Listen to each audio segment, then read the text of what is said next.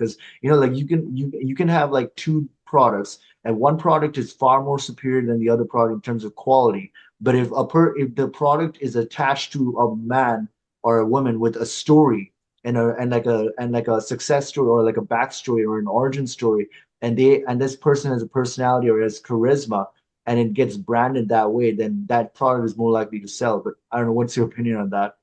Yeah, I think that's very true. That's very true. I think from the start,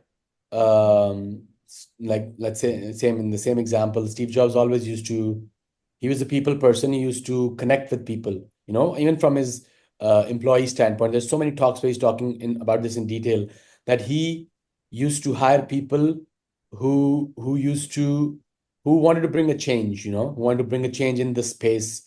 There was a certain mindset of people he went into. I think even to date, and this is me just thinking out loud in terms of the type of story they want to translate.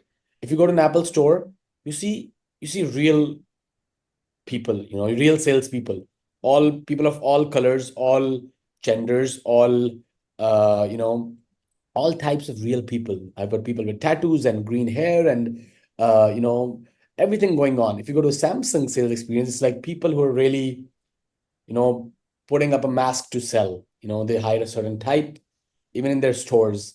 So I think that's a very good depiction of how the story translates from day one when it comes to their example.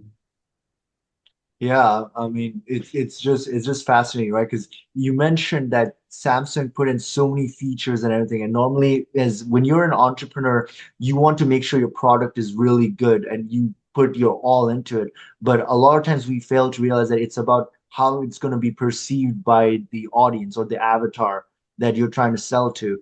And that's where the when I read the book, The Lean Startup, like they talk about it's not about how you see the product, it's about how other people see your product, and that's the bottom line. Yeah, that's true. I totally agree with it. A lot of people, even myself, I think mostly, and this is one learning that I'm getting. I can't put customer avatars into place before actually building. And that's very important. If you can tell me your ideal customer, two or three or four types of ideal people that you want to use your product or service very specifically, I think that clears up your mind in terms of how you want to build your product or offering. I think a lot of people fail to do that, the customer avatar, ideal customer profile sort of a thing. Yeah, like so one thing we notice is that a lot of people they fall in love with their product so much they get attached to it that they don't want to hear constructive feedback.